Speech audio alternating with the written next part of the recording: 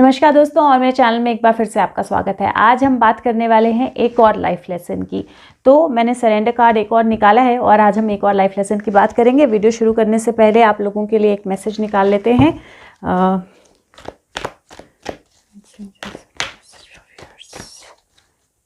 Okay, message आया है Epiphany. ये हर्मिट कार्ड होता है और हर्मिट का कार्ड है जो बोलता है कि आपको स्पिरिचुअल ग्रोथ के थ्रू जो है वो जॉय मिलेगी या खुशियाँ मिलेंगी। दूसरों को रोशनी दिखाएं और मेडिटेशन से आपको अपने सवालों के जवाब मिलेंगे। लेकिन उसके अलावा ये कार्ड बहुत कुछ बोलता है। तो जो नंबर 9 हर्मिट का कार्ड होता है और एपिफनी का कार्ड होता है ये यहाँ पे कई बार लाइफ में कुछ ऐसे सिचुएशंस या चीज़ें होती हैं जो हमें उस वक्त समझ में नहीं आती हैं, लेकिन वो एक्चुअली हमें रोशनी की तरफ लेके जाती हैं। और कई बार हमारी लाइफ में इस तरह के गाइड्स, इस तरह के एंजल्स, इस तरह के लोग आते हैं जो हमें सही रास्ता दिखाते हैं, या कई बार हमारी लाइफ में इस तरह की सिचुएशंस आती हैं जो एक्चुअल में आगे का रास्ता जो है उसको खोलती हैं या सही तरह से रास्ता दिखाती हैं। तो इस कार्ड के मैसेजेस आप अपनी लाइफ में जिस भी स्टेज पे चल रहे हैं, एक नई लाइट जो है वो आपके रास्ते में आने वाली है। किसी तरह के गाइड्स आपको मिलने वाले हैं जो फिजिकल या नॉन फिजिकल फॉर्म में हो सकते हैं, जो आपकी मदद करेंगे आगे बढ़ने में। उसके अलावा इस कार्ड का ये मीनिंग भी होता है कि जो रोशनी आप दूसरों को दिखाते हो बहुत ज़रूरी है। जो चीज़ें, जो गाइडेंस जो आप दूसरों को देते हो बहुत ज़रूरी है, उसको अपनी लाइफ में भी आप यूज़ करो। क्योंकि जब आप अपनी लाइफ में उसको अप्लाई करोगे दैट इज़ व्हेन दूसरे उसको अप्लाई करेंगे। तो बहुत ज़्यादा ज़रूरी है कि आप उस रोशनी को खुद भी देखो और बाकी थोड़ा सा टाइम दो मेडिटेशन के लिए, थोड़ा सा टाइम दो अगर आप सोल जर्नी पे हैं, अपने गाइड्स और एंजल्स से कनेक्ट करने के लिए। और विश्वास रखो अपने आप, धीरे धीरे चीज़ें जो है वो रोशनी की तरफ जाती जाएंगी। कई बार एक छोटी सी लाइट जो है ना, वो भी एक छोटा सा सितारा जो है वो भी बहुत बड़ी ब्राइटनेस लाइफ में लेके आ सकता है। तो ये किसी तरह की होप, किसी तरह का छोटा सा सितारा है जो बहुत बड़ी ब्राइटनेस लाइफ में लेके आएगा। बात करते हैं लाइफ लेसन की। आज का सरेंडर कार्ड हमने लिया है surrender obsessive thinking. Obsessive thinking basically क्या होता है, जब हम किसी भी एक सोच जो है वो हमारे दिमाग से जाती नहीं है, हम लगातार उस चीज़ के बारे में सोचते रहते हैं। चाहे हम काम कर रहे हैं, चाहे हम कुछ भी अपना काम कर रहे हैं, कुछ भी अपनी रूटीन में है, हमारे दिमाग में वो एक चीज़ जो है वो कॉन्टीन्यूसली चलती रहती है और ज़रूरी नहीं है हमेशा वो चीज़ जो है वो सेम हो। आज हम बात करेंगे ऑब्सेसिव थिंकिंग क्या है, हम बात करेंगे कैसे आइडेंटिफाई करेंगे हम ऑब्सेसिव थिंकिंग को, कहाँ से आती है ऑब्सेसिव थिंकिंग, जब कौन सा लाइफ लेसन है जो ऑब्सेसिव थिंकिंग में इन्वॉल्व है, कब ऑब्सेसिव थिंकिंग में लाइफ लेसन इन्वॉल्व होता है, और क्या तरीके हैं जिनसे आप ऑब्सेसिव थिंकिंग से डील कर सकते हो। तो सबसे पहले तो ऑब्सेसिव थिंकिंग का मतलब, अगर आप आज आपकी लाइफ में कोई सिचुएशन हुआ है, किसी को कोई बीमार है, किसी को कोई प्रॉब्लम हुई है, आप उसके बारे में आज सोच रहे हो लेकिन कल वो ठीक हो जाता है, आप उस सोच से बाहर हो और आपका पैटर्न नहीं है वो, तो वो ऑब्सेसिव थिंकिंग नहीं है। ऑब्सेसिव थिंकिंग सबसे पहला चीज़ जो समझने की ज़रूरत है वो ये है, जब आपका एक पैटर्न है, जब आप कॉन्टिन्यूसली कोई भी चीज़, कोई भी इवेंट आपकी लाइफ में होता है, चाहे वो पास्ट में है, चाहे प्रेजेंट में है, चाहे वो फ्यूचर है आपका, आप उसके बारे में लगातार सोचते रहते हो। तो मान लीजिए कि आपके माइंड पे जब भी आप फ्री हो, जब भी आप कोई काम नहीं कर रहे हो या कोई ऐसा काम कर रहे हो जिसमें आपकी सोच या माइंड जो है वो यूज़ नहीं हो रहा, उस वक्त आप किसी न किसी चीज़ के बारे में सोच रहे हो, या आपके माइंड में बार बार कोई थॉट जो है किसी पर्सन को लेकर, किसी सिचुएशन को लेकर, किसी चीज़ को लेकर, किसी इवेंट को लेकर, आपके पास्ट को लेकर, आपके फ्यूचर को लेकर, चाहे आपकी स्पिरिचुअल जर्नी को लेकर कोई थॉट है जो कॉन्टिन्यूसली आपके माइंड पे चलती रहती है, तो वो ऑब्सेसिव थिंकिंग होती है। विच मीन्स कि कोई भी ऐसी चीज़ जिसको आप लगातार सोचते हो, और ज़रूरी नहीं है आप एक ही चीज़ है उसी को सोचते हो तो वही ऑब्सेसिव थिंकिंग है। अगर आपका एक पैटर्न है जिसमें आप हमेशा किसी ना किसी चीज़ के बारे में सोचते रहते हो और उसमें बिल्कुल इंडल्ज रहते हो उस सोच में, स्पेशली नेगेटिव सोच, तो वो ऑब्सेसिव थिंकिंग है। अब ऑब्सेसिव थिंकिंग से प्रॉब्लम क्या है? ऑब्सेसिव थिंकिंग से प्रॉब्लम है क्योंकि जब आप किसी भी चीज़ को लेकर ऑब्सेस्ड हो जाते हो, जब चाहे वो मान लीजिए आपको जॉब चाहिए कोई, और आप जिस पाथ पे हो, आप किसी जगह पे रहना चाहते हो, उसको नहीं छोड़ना चाहते हो, आप कोई जॉब चाहते हो, आप कोई रिलेशनशिप में हो, आप किसी पर्सन के बारे में सोच रहे हो, अपने पेरेंट्स को लेकर वरीड हो, अपनी फैमिली को लेकर वरीड हो, अपनी हेल्थ को लेकर वरीड हो, फ्यूचर को लेकर वरीड हो, किसी भी चीज़ को लेकर। ऑब्सेसिव थिंकिंग से प्रॉब्लम ये होती है कि आप उस चीज़ के बारे में कॉन्टिन्यूसली सोच रहे हो, हर वक्त वो चीज़ आपके माइंड पे है। जब आप उतना ज़्यादा उस चीज़ के बारे में सोच रहे हो तो आपके माइंड में और डाउट्स आ रहे हैं कि वो वाकई में होगा या नहीं होगा, और इसमें क्या होगा, इससे कैसे प्रॉब्लम होगी, सब चीज़ें होंगी कि नहीं होंगी। जब आप ये सब कर रहे हो तो आप कॉस्मोस पे या एनर्जीज पे डाउट कर रहे हो। जब आप एनर्जीज पे डाउट कर रहे हो तो वो चीज़ और आगे पुश होती जाएगी, वो होगी ही नहीं आपकी लाइफ में। इसीलिए ऑब्सेसिव थिंकिंग जो है वो प्रॉब्लम है। अब ऑब्सेसिव थिंकिंग कहाँ से आती है? ऑब्सेसिव थिंकिंग जो है हमारी चाइल्डहुड से भी आ सकती है, जब हम अपनी फैमिली को, पेरेंट्स को या हमारे एडल्ट्स को किसी न किसी चीज़ में हम इन्वॉल्व देखते हैं। हमारे पास कुछ करने, एज ए चाइल्ड हमारे पास कुछ करने के लिए नहीं होता है, या एक बच्चे के पास कुछ मेजर इन्वॉल्वमेंट नहीं है, पेरेंट्स को टाइम नहीं है उसको देने का, तो वो धीरे धीरे चीज़ों को लेकर ऑब्सेसिव थिंकिंग में जाना शुरू हो जाता है, क्योंकि अब उसके पास टाइम नहीं है कि वो अपने पेरेंट्स के साथ टाइम स्पेंड करे, अपने मन की बात बोले, चीज़ों के बारे में डिस्कस करे। तो क्या होता है कि वो अंदर ही अंदर चीज़ों को रखता है अपने, और उसकी वजह से वो ऑब्सेसिव थिंकिंग में जाना शुरू हो जाता है। तो सबसे पहले तो ये ज़रूर ध्यान रखें कि अपने बच्चों को ज़रूर वक्त दें, चाहे आप दिन में 10 मिनट दें, चाहे दिन में 15 मिनट दें, लेकिन उस वक्त सब कुछ साइड पे रखें, फ़ोन वगैरह अपना सब कुछ साइड पे रख के थोड़ी देर सिर्फ अपने बच्चे के साथ स्पेंड करें, जहाँ पे आप उसके साथ खेलें या बात करें या उसके साथ कुछ अपनी पुरानी, ये एक बहुत अच्छा तरीका है जहाँ पे आप अपने अगर कॉलेज या स्कूल की स्टोरीज उनको सुनाएंगे तो वो भी इनकरेज होंगे आपके साथ चीज़ें शेयर करने में, और ऑब्सेसिव थिंकिंग से बच सकते हैं। और स्पेशली अगर वो टीन्स में हैं, अपने आजकल तो अगर 9-10 के आसपास की एज से भी, मतलब एज के आसपास हैं और आगे बढ़ रहे हैं, तब भी बहुत ज़्यादा ज़रूरी है, क्योंकि वो ऑब्सेसिव थिंकिंग में हो सकते हैं किसी रिलेशनशिप को लेकर, पर्सन को लेकर, अपने फ्यूचर को लेकर। तो बहुत ज़रूरी है आइडेंटिफाई करना। दूसरा, कई बार ये आपके नेचुरल ट्रेट में आता है, क्योंकि ये आपकी पास्ट लाइफ से आ रहा है। नेचुरल ट्रेट में इसलिए आता है क्योंकि आपका लाइफ लेसन इसमें इन्वॉल्व है। लेकिन अगर आप किसी भी तरह से, चाहे वो आपके चाइल्डहुड से आया है, चाहे वो आपके नेचुरल ट्रेट से आया है, किसी भी तरह से, या लाइफ की सिचुएशन से आया है, आप सिचुएशंस ऐसी हुई हैं जिनने आपको ऑब्सेसिव थिंकर बनाया है, किसी भी तरह से आपकी लाइफ में है, तो इसमें डेफिनेटली आपका लाइफ लेसन है। अब सबसे पहले लाइफ लेसन जो है वो क्या है आपका, इसमें क्या लाइफ लेसन इन्वॉल्व है? इसमें आपका लाइफ लेसन इन्वॉल्व है जहाँ पे आपको अपनी सोल को एम्पावर करना है। तो आपको अपनी सोल को अपने माइंड से ज़्यादा एम्पावर करना है और अपने माइंड को अपने कंट्रोल में लाना है। जब आप अपने माइंड को कंट्रोल करेंगे, ये आपका सोल लेसन है इस बर्थ में, जहाँ पे आपको अपने माइंड को अपने कंट्रोल में लाना है, अपने माइंड को नहीं रन करने देना है, अपनी सोल को रन करने देना है।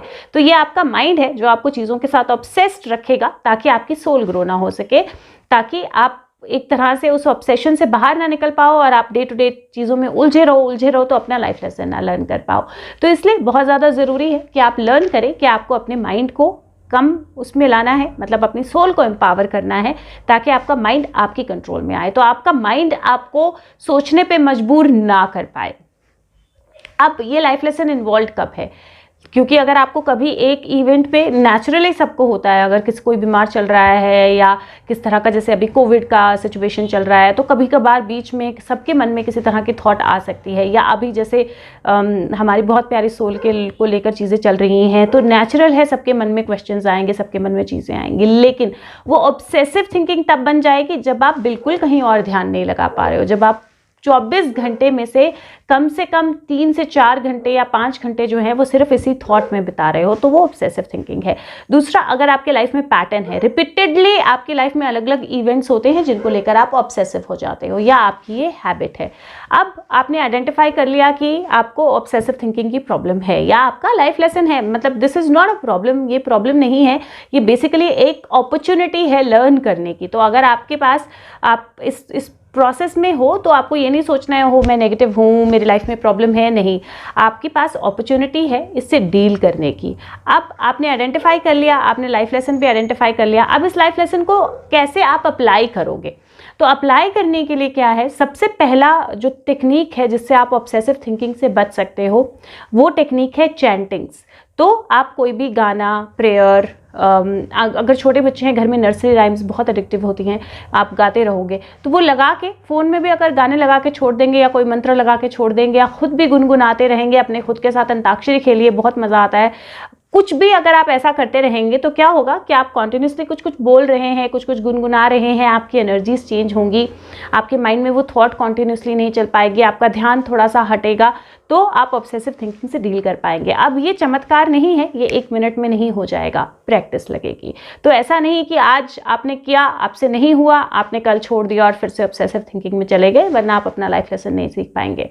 तो आपको इस चीज़ की प्रैक्टिस कंटिन्यूसली करनी है। तो पहली हो गई चैंटिंग्स, दूसरा हो गया मेडिटेशंस। लेकिन जब आप ऑब्सेसिव थिंकिंग में हो तो आपको साइलेंट मेडिटेशंस बिल्कुल नहीं करनी है, आपको सिर्फ गाइडेड मेडिटेशंस करनी है। गाइडेड मेडिटेशंस बहुत सारी हैं, मेरे चैनल पे भी हैं, अदरवाइज भी यूट्यूब पे हैं। गाइडेड मेडिटेशन जहाँ पे कोई इंस्ट्रक्शंस दे रहा है, धीरे धीरे बोल रहा है, पीछे से इंस्ट्रक्शंस चल रही हैं और आप उनको फॉलो कर रहे हो, क्योंकि उस वक्त एक वॉइस आपके सर में चल रही है, तो थॉट्स नहीं आ पाएंगे। तो सेकेंड, गाइडेड मेडिटेशन। तीसरा, कोई हॉबी फॉलो कीजिए, कोई भी ऐसी चीज़ जिसमें आप पूरी तरह इंडल्ज हो सकते हैं। वो म्यूज़िक सुनना, ड्रॉ करना, कुछ सिलना, किस तरह ट्रैवल, अगर आपको अच्छा लगता है तो कोई छोटा सा ट्रैवल, या नेचर में वॉक करना अच्छा लगता है तो वॉक, कोई भी हॉबी, कुछ भी, it can be anything under the sun, कोई भी चीज़ हो सकती है। कोई भी हॉबी फॉलो कीजिए, दिन में 5 मिनट, 10 मिनट, 15 मिनट उस हॉबी को दीजिए। तो उससे क्या होगा कि वो 10-15 मिनट जब आप उस थॉट से बाहर होंगे तो आपका माइंड धीरे धीरे आपकी कंट्रोल में आने लगेगा। और लास्ट जो मैं आपको हाँ, एक और चीज़ ऑब्सेसिव थिंकिंग के साथ, क्योंकि मैं इसीलिए नोट्स बनाती हूँ ताकि मैं भूल ना जाऊँ। ऑब्सेसिव थिंकिंग के साथ एक और चीज़ जो है, जब आप ये सारी चीज़ें कर रहे हो, जब आप, क्योंकि शुरू में अगर आप इन जो मैं अभी बताने वाली हूँ वो करोगे, वर्क नहीं करेगा। अगर आप एक तरह से चैंटिंग्स में जा रहे हो, अपने आप को, ये जो मैंने चीज़ें बोली हॉबी, इनको फॉलो कर रहे हो, तो उसके बाद नेक्स्ट स्टेप है खुद को लॉजिक देना। तो जब आप ऑब्सेसिव थिंकिंग में जा रहे हो किसी पर्सन को लेकर, सिचुएशन को लेकर, चीज़ को लेकर, तो आपको खुद को लॉजिक देना है कि ये क्यों ऐसा नहीं है या इसमें क्या बेहतरी है। तो वो थोड़ी सी प्रैक्टिस के बाद आएगा और आपका एक टेंडेंसी बन जाएगी, आप हर चीज़ में पॉजिटिव ढूंढ पाओगे। तो खुद को लॉजिक देना। उसके बाद एक स्टेप आता है जिसमें आपके पास ये ऑब्सेसिव थिंकिंग जो है कभी कभार आएगी। तो उस टाइम पे आपने एक्नॉलेज करना है कि अच्छा, ये थॉट मेरे माइंड में आ रही है, अच्छा इसका आंसर क्या है, और उससे मूव ऑन हो जाना है। और फॉर अ वाइल अगर कुछ भी काम नहीं करता है ऑब्सेसिव थिंकिंग के साथ, तो ये एक बहुत बड़ा टिप है आपके लिए जो बहुत अच्छे से काम करता है। मिरर के, जब आपको लगे कि कुछ भी नहीं, आप चैंटिंग्स कर रहे हो, ये कर रहे हो, वो कर रहे हो, कुछ नहीं हो रहा, मिरर के आगे खड़े होना है, अपनी आईज में देखना है और बोलना है शट अप।